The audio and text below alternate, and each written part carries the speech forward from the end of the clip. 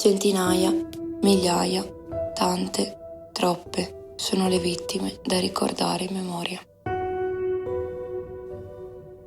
La città muta, la città sola, la città indifferente. Un freddo attraversa i corpi, quei corpi indifesi, quei corpi che urlano di un abbraccio, lo supplicano come avrebbero fatto se avessero avuto il tempo di supplicare la vita. Ma quel tempo non lo hanno avuto, gli è stato rubato. E noi siamo qui, e nessuno ci vede più, e supplichiamo con la voce spezzata, come i nostri sogni, di continuare a credere nei vostri, e a non permettere a nessuno di rubarvi niente.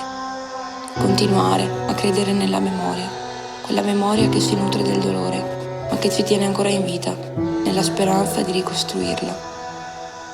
Ed è importante credere nei cambiamenti, ma dare loro la forza per far sì che avvengano, perché se continuiamo a credere nei nostri sogni e non diamo loro la forza che si meritano, se continuiamo ad immaginare il nostro futuro e a vivere il nostro presente senza ricordare il nostro passato, non faremo altro che cancellare il passato e riportarlo nel nostro futuro.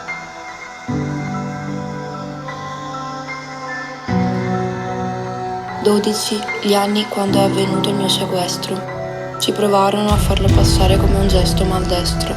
Mi dissero di posarmi ad un angolo.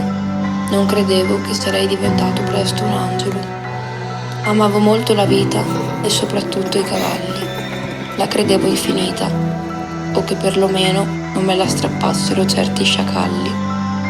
Vivo in paradiso e ci sono finito all'improvviso, con la speranza che al mio ricordo rimanga il sorriso.